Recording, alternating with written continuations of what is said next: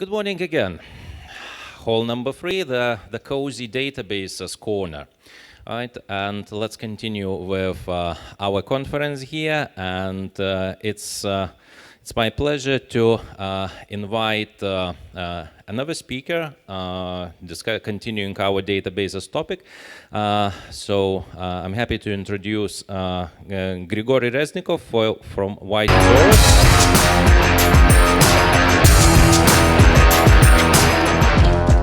Stage is yours. Please run the show. Okay, hello everyone. My name is Grigory Reznikov and I work in YTsaurus. If you don't know what YTsaurus is, that's not a problem. Half of my talk is about it. And today I will talk about Cypress, which is a distributed transactional file system in the core of YTsaurus. So what is our plan for today? At first, we will talk about what YTsaurus is, and after that, we will look closer to the Cypress.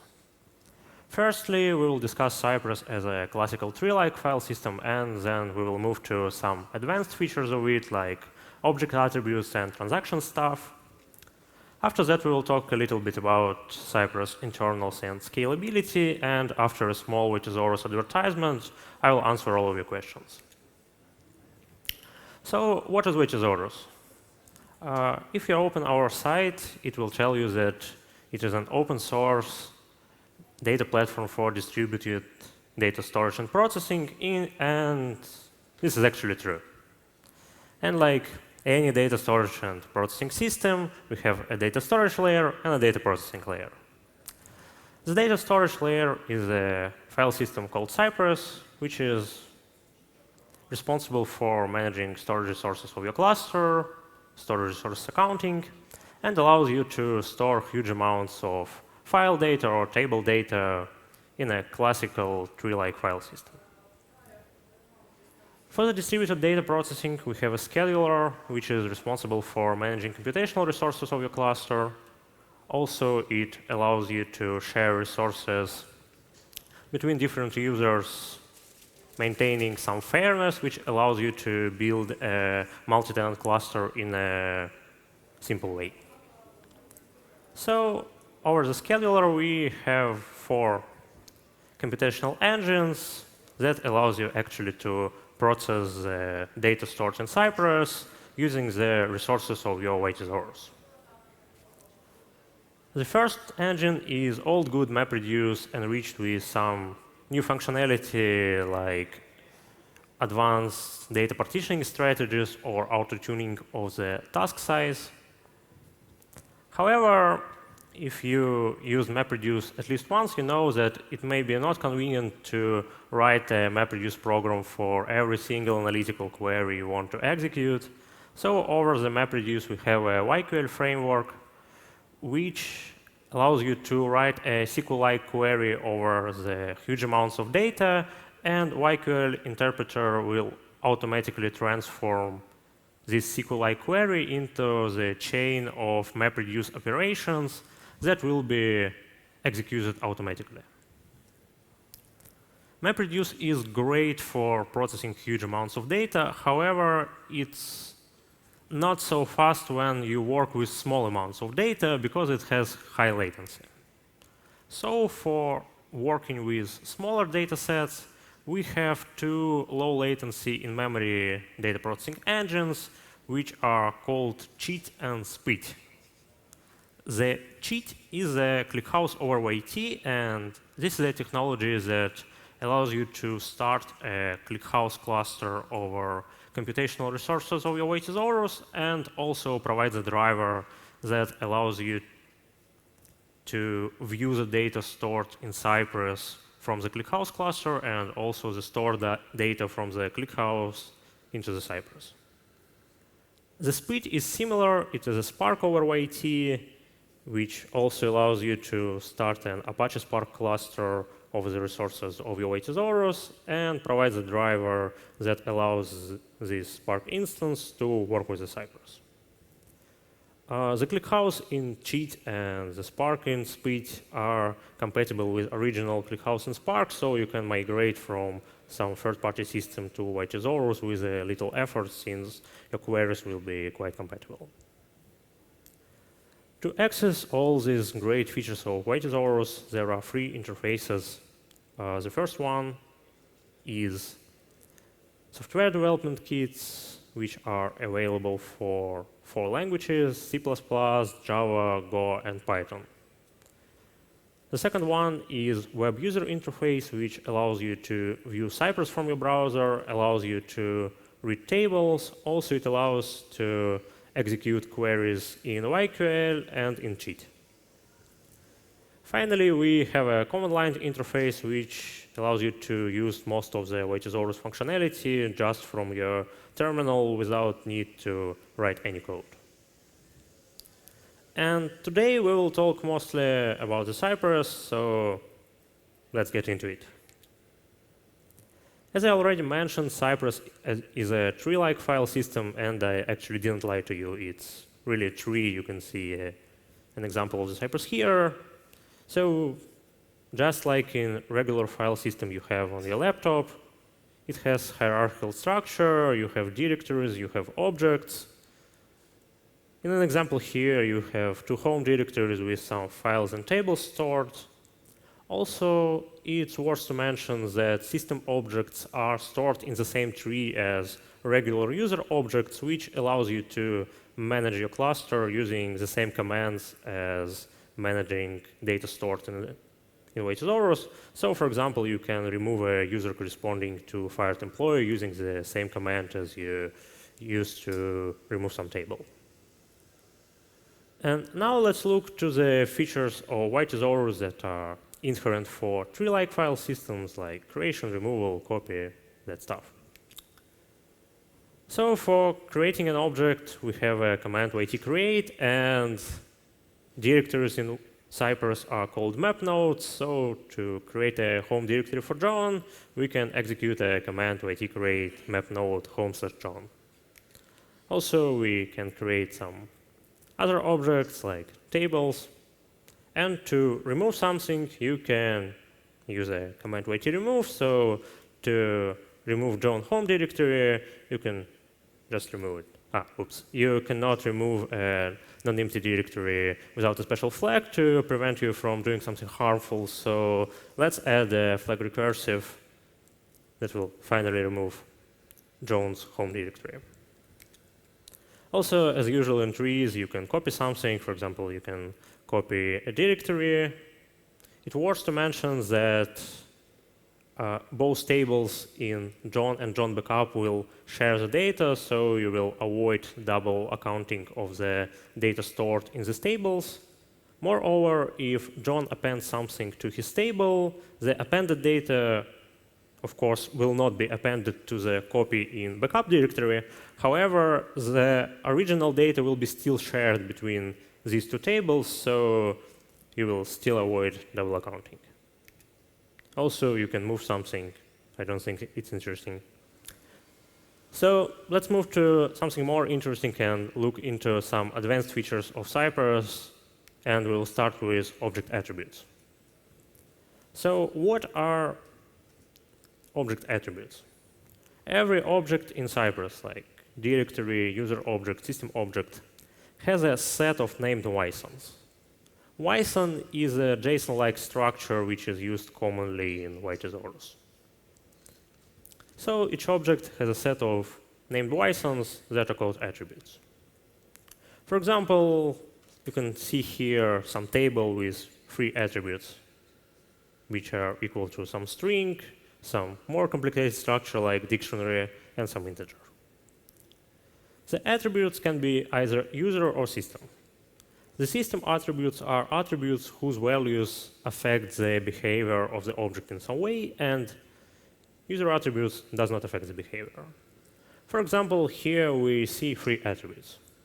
The first one is attribute type, which equals to the type of the object. It is a system attribute, and this attribute is immutable. You cannot change its value. If you created a table, it will stay the table forever.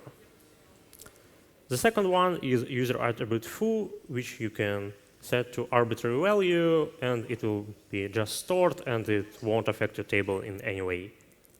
And the third one is attribute replication factor, which affects the replication policy of the table. you can set it to any integer, and YTsaurus will create such amount of replicas of your table, preventing data loss. So let's look to the interface of working with attributes. To read the value of the attribute, you can use command YTget. To modify the value of the attribute, you can use command YTset. It is that simple. So in an example here, we just modify the value of some attribute using commands YTget and YTset. Why are user attributes useful? Well, you can use them just to store some additional meta information for the objects in your data warehouse, for example. You can store the descriptions of the table, the link to the issue in which the table was created, the version of the table, and things like that. Now let's look closer to the system attributes. You can work with them using the same interfaces. You read them using YTget and modify them using YTset. So here is, again, the attribute type, which is immutable. You can get its value, but you cannot modify it. And an example of the mutable attribute is the attribute primary medium, which is responsible for table storage policy. Its value corresponds to the group of the disks which are used to store the table's data. So we see some table that was originally stored on the HDDs, and we modify this attribute by setting its value to SSD, so some background activity will eventually move this table from HDD to SSD, allowing you faster access to your table. And here are some examples of system attributes just to show how rich functionality of attributes is. Just to mention some, there is an ACL attribute which controls the access to the object. There is a resource limits attribute which is the attribute of the account. As we already seen, the accounts are stored in the same tree as regular user objects. So cluster administrator can modify the quota of some account just by using the same command YTset as you used to modify some other attributes. There is a nice attribute called expiration timeout, which you can use for automatic deletion of unused data. For example, you can see the value of this attribute to 1 week for some table, and if this table will not be accessed within 1 week, it will be automatically removed. Also, there are some system attributes which are useful for cluster maintenance. For example, there are config attributes which are responsible for dynamic configuration of cluster components, so you can just reconfigure something without need to restart your cluster, without need to create a downtime. Also, there are attributes banned and decommissioned for cluster nodes, which allows you to either disable some bad cluster node or to tell the YTsaurus that some cluster node will be turned off soon, so we can move the data from it to some other nodes. So that's it with attributes, and let's continue with transactions, which are quite important feature in YTsaurus. Like in every other system, transaction is a way to execute multiple mutating actions atomically at once. So here we can see an example of working with transaction in YTsaurus. We start a transaction, we get a unique identifier of this transaction, and after that we modified some attribute within a transaction by executing YTset with a flag equals to identifier of the transaction. So after we modified the attribute within a transaction, this change is visible inside the transaction. You can see it when we are doing YTget with TX flag. However, the change is not visible outside of the transaction.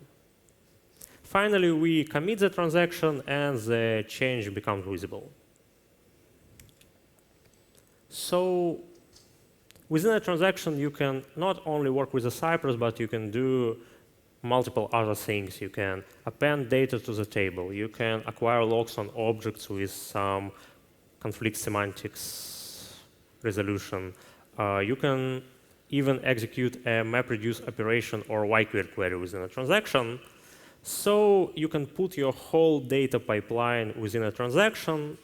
And it is quite helpful because if you put your data pipeline in a transaction, you will never see some intermediate states outside of the transaction. So you will never get into the situation when you're doing some tables migration and half of the tables are already migrated and another half is not. Even more, if your pipeline fails somewhere in the middle, you can just abort the transaction and all changes will be reverted, so you don't need to think about rolling back your changes in some way. So what is important to say is that despite some other systems, transactions in YTsaurus are long-living. So in many databases, transaction is something that lives for a couple of seconds just to write some rows into a table. And in YTsaurus, transactions can live for days, weeks, or months. So you can put an arbitrarily large data processing pipeline within a transaction, and there will be no problems. Also, our system has nested transactions. So you can start a transaction inside the transaction. And the changes that you made within a nested transaction will become visible in parent transaction when you commit the nested transaction. And to make these changes visible outside of the transactions, you need to commit both nested transaction and parent transaction. Also, it worth to say that the depth of transaction tree can be arbitrary, so you can start a transaction inside the transaction, inside the transaction, inside the transaction. It will have quite a natural semantics. Also, it still provides conflicts checking with logs. However, it's quite complicated. However, you can refer to the documentation to check the semantics of some such behavior. Another great usage of YTsaurus transactions is distributed coordination and, for example, leader election. So suppose we have a set of instances and have some process. And we want to make sure that the process is executed at most one instance simultaneously. So we need to elect a leader from the set of instances in some way, and then start this process on this leader instance. Like Apache Zookeeper, YTsaurus can help you with it. The useful property of transactions that we will use for leader election is a timeout. When you start a transaction, you can specify a timeout, and after that, you have to ping your transaction using command YTping from time to time. If you do not ping your transaction within timeout, it will be automatically aborted. So we can use transactions to check the liveness of your instances. Each instance just starts his transaction and starts pinging it, and when your instance is dead, it stops pinging the transaction, and the transaction becomes aborted. So how can we build a leader election over the Cypress? We just created some well-known node. After that, each instance starts his own transaction and tries to exclusively log this node. If log is successful, OK, you are leader now, and this transaction is your leader release. If you was not able to acquire a log because of the conflict, you just wait for some time and retry it later. So after the leader is elected, it starts performing as a leader, it starts executing your process. However, after some time, your leader will eventually die. After that, it will stop pinging his transaction. This transaction will be aborted after some time. After transaction abort, his log on this well-known node will be released. So another instance will be able to acquire a log and will become a new leader. So this algorithm is quite good. However, it has one fundamental problem. If your leader is performing some mutating actions in some external system, you may end up with a brain split. this is because when leader stops being a leader, it will not understand it in the same second. So after the transaction is aborted, the leader may still think that he is a leader performing some mutating actions. However, at that time, another instance will be elected as a leader, and you have two instances thinking that they are both leaders, and they will concurrently change the state of some third-party system. That is not good because you have some brain split and you will corrupt your state. So this is quite a fundamental problem if you have arbitrary third-party system with which your leader works. However, if your leader works with YTsaurus only, this is not a problem because of the great feature called prerequisite transactions. Every mutating action in Cypress, like just some command over the tree or running a MapReduce or YQL query, can be supplemented with a set of transactions which are called prerequisite. And the mutating action will be executed only if all prerequisite transactions are alive. So if you are doing leader election, after you are elected as a leader, you can use transaction in which you acquired an exclusive lock as your leader release and add this transaction as a prerequisite to every mutating action you make.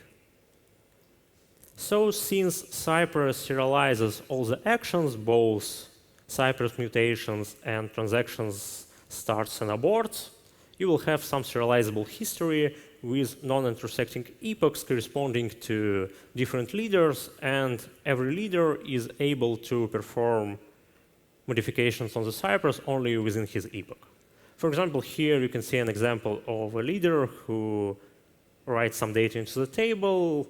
The first one was successful. After that, he stopped being a leader, but he did not realize it, and he tried to add more data to the table. However, oops, you're not a leader anymore, so your writes failed. That's it with transactions, so if you get lost in a deep forest of prerequisites, you can join us again. And now let's talk a little bit about Cypress internals and scalability. The Cypress is stored in the set of servers that are called master servers, and the state is replicated between them. For the replication, we are using a library called Hydra, which is our implementation of the famous Raft protocol. So Cypress is fault tolerant, and it will stay alive unless you have less of the half master servers alive. One instance of Hydra consensus is called a cell. So in a picture here, you can see an example of single cell cluster. Why only single, you may ask? Because we can have also multi-cell clusters. And here we are moving to the scalability. At first, I'll say that unless your cluster is really huge, you do not need to think about your Cypress scalability. A single cell cluster allows you to store hundreds of gigabytes of metadata, which includes your tables, attributes, transactions, and all this stuff. It also allows you to manage about thousands of nodes, which will store petabytes of data. So unless your YTsaurus became really, really fat, you do not need to scale the Cypress. However, if you need a really huge cluster, we have two technologies which are called multi-cell and portals, which allows you to add more master cells to your cluster, which are called secondary masters, and move some metadata from primary cell to secondary cell, reducing the load on the primary master. The multi-cell technology allows you to move information about table parts and their locations, and portals allows you to take the whole subtree of the Cypress and move this subtree management to one of the secondary cells. So that's it with Cypress. I will not ask you to open your laptop and remove your Apache Hadoop installation and install YTsaurus instead of it. However, it would be nice if you do it. However, I advise you just to give it a try. There are two simple ways to try YTsaurus locally. The first one is just to install it to your laptop or work server. You can install YTsaurus using Docker image. Also, you can run a local Kubernetes cluster using Minikube and start YTsaurus inside it. There is a good instruction located on our site, which is written here, and also you can scan the QR code. The second way is even simpler. You can open our site and book a slot to get an already set up YTsaurus cluster for an hour, and that's enough to try our great user interface, to try the things I told about, and just to understand what YTsaurus is. So, a drink for those who will try YTsaurus.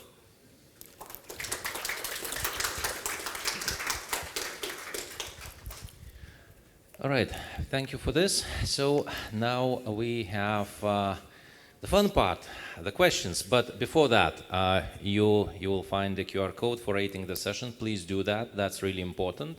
That allows the program committee to get the feedback of whether you liked or liked it a lot.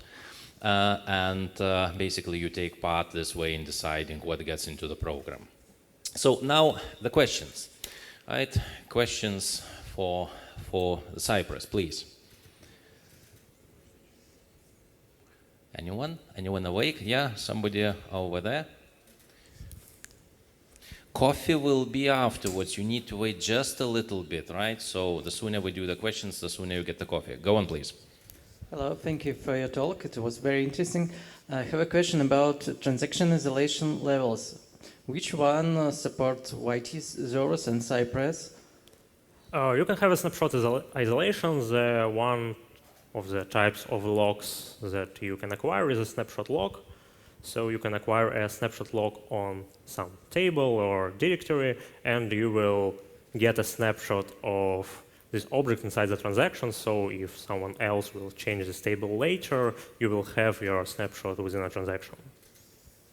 So does it mean that the data will doubles in that moment, at that moment?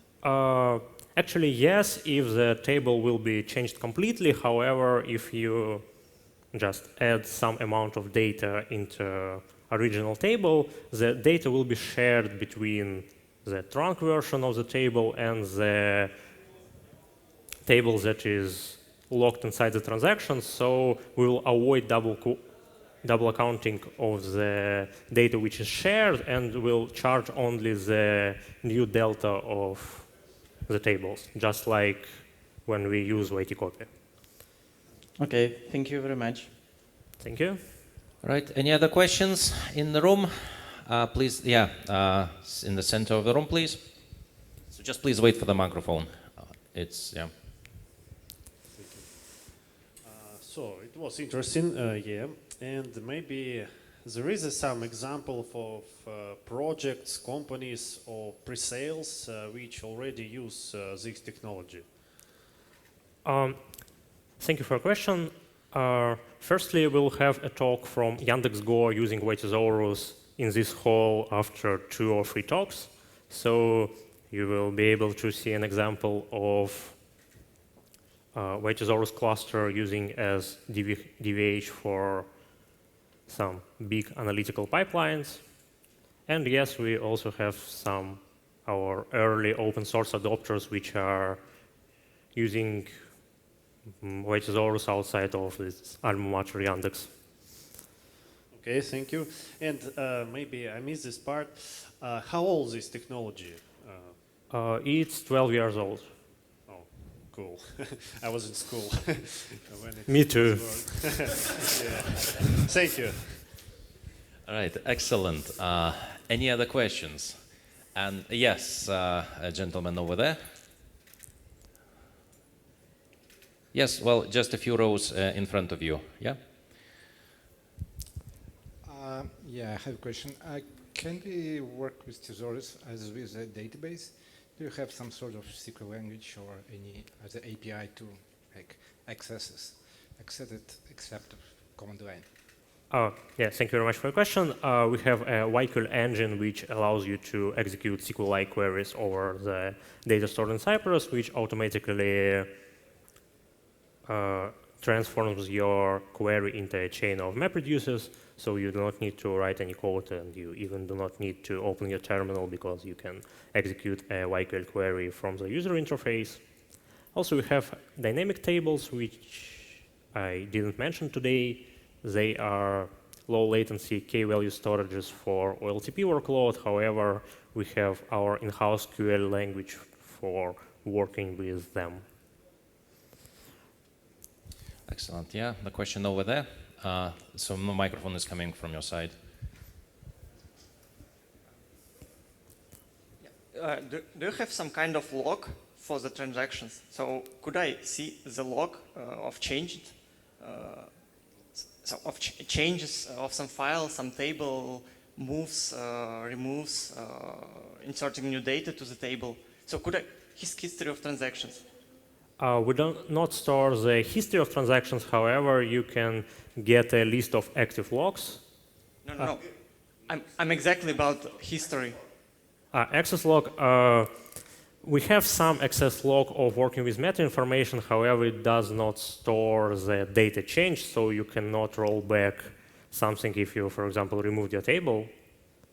But you can see who did it and punish him. So, but why do you not implement it? So I start the transaction with some commit message, and so I see the history of changes with a readable it would be sentences. Quite expensive because your tables may be huge and the changelog may be very huge. So you will need another YTsaurus just to store this history. Right, excellent. Right, front row, please. Hi, I have a question about how you resolve conflict if I start a transaction and delete some table and another transaction writing to this table. What happened when both of them commit? They will both try to acquire exclusive logs, so one of them will fail. Just when you try to remove something within a transaction, you can get a message, oh no, I cannot remove it because of the conflict. So you will abort your transaction and try it later. And another small question about question about isolation levels. Do you have only one isolation level, like committed read, or maybe dirty read? I don't know why it. No, we do not have dirty read for Cypress. You can just start a transaction, make some modifications, and commit them, and after the commit, you will see all the changes, and before the commit, you will not see any changes, and there are no lower levels of consistency that are more effective. It's only that. And another question.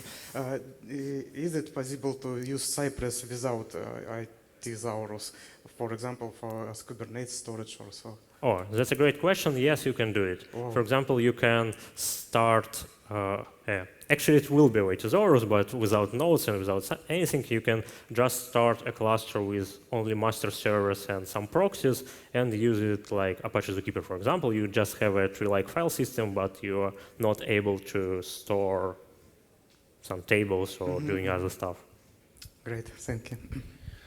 Excellent. Right, so I wanted to continue nagging the audience for questions, but here are the questions. So just behind you, microphone behind you. Hi, thank you for your talk. I wanted to ask you about the nested transactions. You told that you can close child and then close parent. Yes. But what if you would like to or try to close parent first? Is it like crashes or is like some policy about closing nested transactions? Firstly, I hope that it will not crash. However, as far as I remember, if you commit a parent transaction without doing anything with nested transactions, they will be automatically aborted. Okay, thanks. Okay, my colleague suggested I'm right. Perfect. last call. And you know, I now kind of start bribing you that you can earn a prize for asking questions, right? So if you want something of value that organize, well, just you have to remember for the event or sell on eBay, right? So it's the right time now to raise the question, right? Last call, questions, please. Yeah, and everyone is really so keen on coffee and cookies, indeed. Well, coffee then coffee. Thank you for this. A round of applause for Grigory. Before you all run away, so it's the last task for you to decide which question you like the best and who earns the prize.